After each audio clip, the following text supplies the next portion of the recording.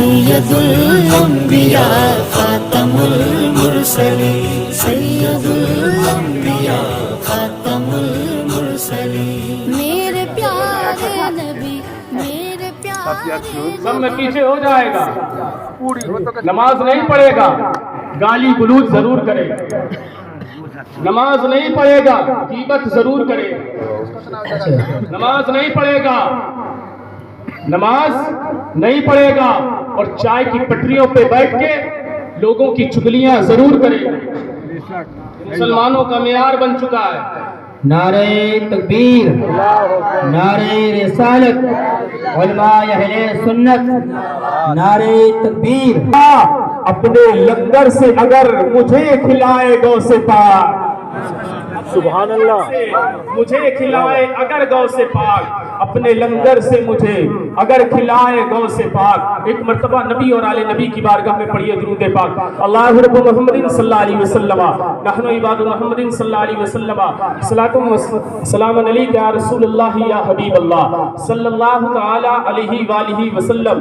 برادران ملت اسلامیہ، میں نے وعدہ لیا ہے آج میری تقریر ماں کے تعلق سے گردش کرے گی۔ انشاءاللہ اسی محور پر میں گفتگو کرنے کی سعادتیں حاصل کروں گا۔ اللہ اکبر۔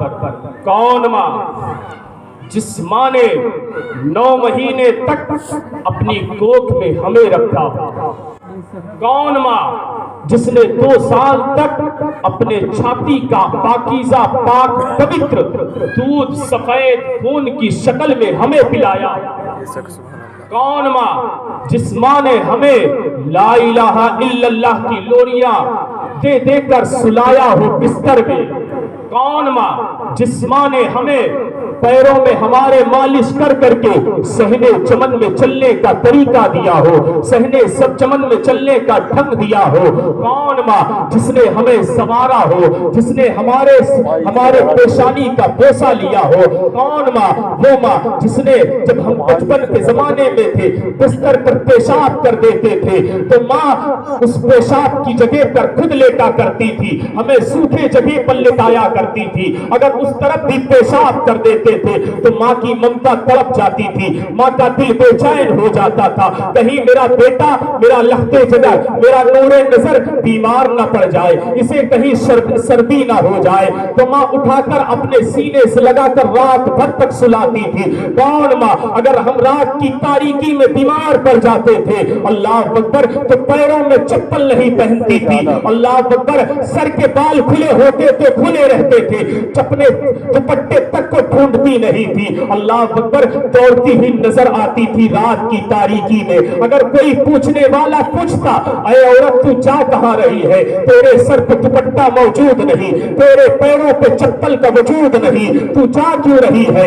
تو ماں کہتی ہوئی نظر آتی تھی اے دنیا والوں تمہیں معلوم نہیں آج میرا بیٹا بیمار ہے، میرا لختے جگر بیمار ہے، میرا نور نظر بیمار ہے۔ اے دنیا والوں سنو تو صحیح، اس ماں کے وقار کو سمجھو تو صحیح، اس ماں کی عظمت کو سمجھو تو صحیح، جس نے ہمیں پوری زندگی کو اللہ، جس نے ہمارے وجود کو بخشا ہو اللہ اکبر، اور تم اس کی شان میں گستاخیاں کرتے نظر آ رہے ہو۔ تمہیں آج سمجھ میں نہ آئے گا، تم آج ماں کو گالیاں دے رہے ہو مگر آج اس کا احساس نہ ہوگا، تم آج ماں کو ڈانٹ رہے ہو مگر تم کو آج اس کا احساس نہ ہوگا، تم آج اپنے ماں پہ ظلم کر رہے ہو مگر اس کا احساس تمہیں آج نہ ہوگا۔ آپ کہیں گے اے عتیق الرحمان اس کا احساس ہمیں کب ہوگا؟ تو شاعر کی زبان میں پوچھو، شاعر کہتا ہے ماں نہ ہوگی تو وفا کون کرے گا، ماں نہ ہوگی تو وفا کون کرے گا، ارے ممتا کا حق ادا کون کرے گا؟ میری دعا ہے اے خدا ہر ایک ماں کو سلامت رکھنا ورنہ ہماری سلامتی کی دعا کون کرے گا؟ سبحان اللہ، سبحان اللہ، اللہ اکبر، یا رسول اللہ، زندہ باد، اللہ اکبر۔ ماشاءاللہ بہت اچھا پیغام تھا، بہت بڑھیا، بہت اچھا بولا۔ اس کا احساس تجھے تب ہوگا جب ماں نہ ہوگی۔ دنیا میں تجھ سے لوگ محبت کرنے والے تو بہت ملیں گے مگر یہ ماں کی ممتا ہے، تجھ سے دنیا میں تجھ سے تیری بیوی محبت کرتی ہے، تجھ سے تیری بہن محبت کرتی ہوگی، تجھ سے تیرا بھائی محبت کرتا ہوگا، مگر آؤ اس جشن غوث الورا سے ایک پیغام عتیق الرحمان کا لے کر چلے جاؤ۔ اے دنیا والوں سنو، بہن کی محبت میں ہو سکتا ہے دکھاوا ہو، بھائی کی محبت میں ہو سکتا ہے دکھاوا ہو، بیوی کی محبت میں ہو سکتا ہے دکھاوا ہو، مگر جب ماں دعا کرتی ہے تو سنو، ماں کی ممتا جب دعا کرتی ہے تو ماں چاہے بے نمازی ہو، ماں چاہے بے نمازی ہو، ماں چاہے جھوٹ بولنے والی ہو، ماں چاہے غیبت کرنے والی ہو، مگر وہی عورت جب اپنے بیٹے کے حق میں دعائیں کرتی ہے تو مدینے سے مصطفیٰ کے ہرے ہرے جھرمٹ سے آواز آتی ہے، اے عتیق الرحمان جشن غوث الورا سے پلیرا کے کجور مسلمانوں کو پیغام دے دے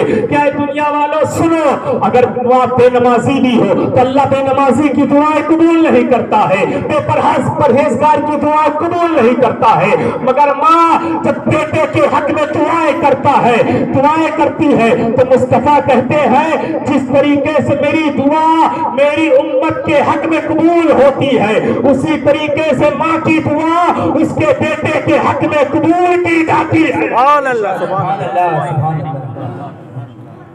اپنے بیٹے کے حق میں قبول کی جاتی ہے۔ اے دنیا والوں، تم نے ماں کے وقار کو نہیں سمجھا، تم نے ماں کی عظمت کو نہیں سمجھا، تم نے سمجھا نہیں۔ تمہاری شادیاں ہوتی ہیں، اللہ اکبر، ماں نے کتنی اچھی پرورش کی تھی تیری، ماں باپ کے ساتھ حسن سلوک کرو، اللہ اکبر۔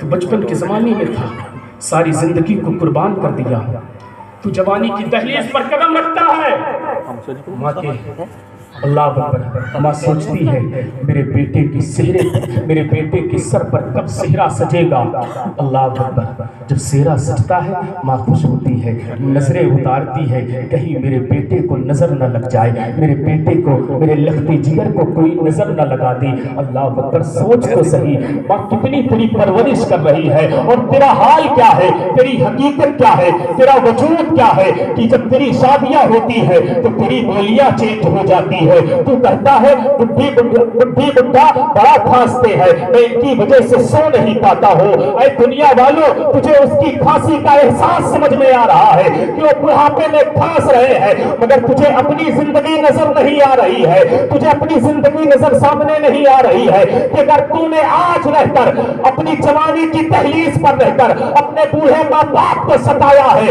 تو کل تو بھی بڑھاپے کو پہنچے گا، تیرے بچے تجھے بھی ستاتے ہوئے نظر آئیں گے، سبحان اللہ، ستاتے ہوئے نظر آئیں گے۔ بے شک، صحیح بات ہے۔ نہیں پڑا ہے، اللہ اکبر۔ ایک انسان تھا، ایک آدمی تھا، اس کا اکلوتا بیٹا تھا، اس نے بڑے محبتوں سے پالا، اللہ اکبر، بڑی محبتوں سے شادی کیا۔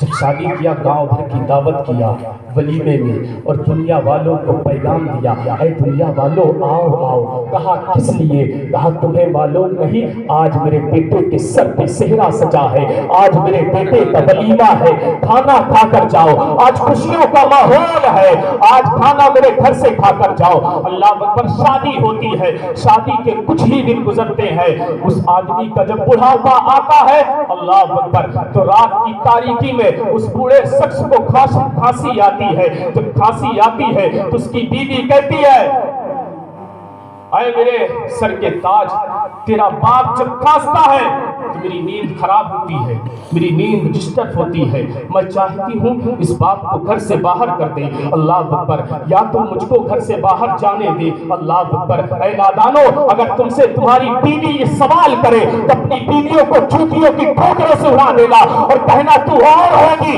اپنے ماں باپ کو بھگاتی ہوگی گھر سے۔ ہم ماں باپ کے فرما بردار ہیں، ہم اپنے ماں باپ کو گھر سے نکالا نہیں کرتے ہیں بلکہ سینے سے لگایا کرتے ہیں۔ سبحان اللہ، ہم مصطفیٰ کے غلام ہیں، ہم نبی کے چاہنے والے ہیں، ہمارے نظروں کے سامنے مصطفیٰ کی وہ حدیث ہے، نبی کہتے ہیں الجنت تحت اقدام الامہات، جنت ماں باپ، جنت تمہارے ماں کے قدموں کے نیچے۔ دوسری جگہ مصطفیٰ ارشاد فرماتے ہیں، نبی کہتے ہیں آئے لوگوں، جنت ماں کے قدموں کے تلے ہے، اور مگر باپ کے وقار کو کم نہ سمجھنا، لوگ سمجھتے ہیں صرف ماں کا مرتبہ ہے، باپ کا وجود نہیں، باپ کی حقیقت نہیں، باپ کی کوئی شان نہیں۔ مگر تمہیں معلوم ہے مصطفیٰ کہتے ہیں اگر جنت ماں کے قدموں کے نیچے ہے تو تمہارا باپ جنت کا دروازہ ہے، جنت کا دروازہ ہے۔ آپ سے میں ایک مثال کے ذریعے سے پوچھنا چاہتا ہوں، اے پلیرا کے غیور مسلمانوں، میری تقریر کو اپنے تختیے دل پر نقش کرنے کی سعادتیں حاصل کرنا۔ اگر کسی مکان کا کوئی مکان ہو جو چاروں طرف سے باؤنڈری ہو، اس میں جانے کا دروازہ نہ ہو، تو آپ بتاؤ کہاں سے جاؤ گے؟ کہاں سے جاؤ گے؟ کوئی راستہ نہیں، پہنچنے کا کوئی راستہ نہیں۔ تو ماں کی خدمت کر کے جنت میں جانے کا ٹکٹ کنفرم کیا جا سکتا ہے، تو باپ کی خدمت کر کے جنت کے دروازے سے جانا بھی کنفرم کیا جا سکتا ہے۔ تو والدین کی خدمت کرو۔ مرض کیا کر رہا تھا؟ وہ رات میں کھانسا، بیوی نے کہا یا تو تیرا باپ رہے گا یا تو میں رہوں گا۔ اللہ اکبر۔ وہ آدمی تھا، بیوی کی بات پہ آ گیا۔ توجہ چاہتا ہوں، میری گفتگو کو سننے کی سعادتیں حاصل کرو۔ اللہ اکبر۔ کہا ٹھیک ہے، اب میرا باپ صبح تجھے نظر نہ آئے گا۔ صبح کا سویرا نمودار ہوا، اس نوجوان نے اپنے ساتھ ایک چادر کو لیا، لے کر چلا۔ ساتھ میں اس کا بچہ تھا چھوٹا سا، مولوی کہتا ہے تقریباً 6-7 سال کا وہ بچہ تھا۔ وہ بچہ کہتا ہے اے بابا جان، اے ابو، میں بھی آپ کے ساتھ چلوں گا۔ وہ نوجوان اپنے بیٹے کو بھی ساتھ میں لے کر، اپنے باپ کو بھی ساتھ میں لے کر جنگل میں پہنچا۔ بڑے اختصار کے ساتھ بیان کر رہا ہوں، اللہ اکبر۔ جنگل میں پہنچا، ایک درخت کے نیچے بیٹھا دیا اور بٹھا کر کہا اے بابا، اے میرے ابا جان، یہ چادر جو میری کندھے پر ہے، اس چادر کو تم لے لو۔ لینے کے بعد اسی درخت کے نیچے بیٹھ کر اپنی زندگی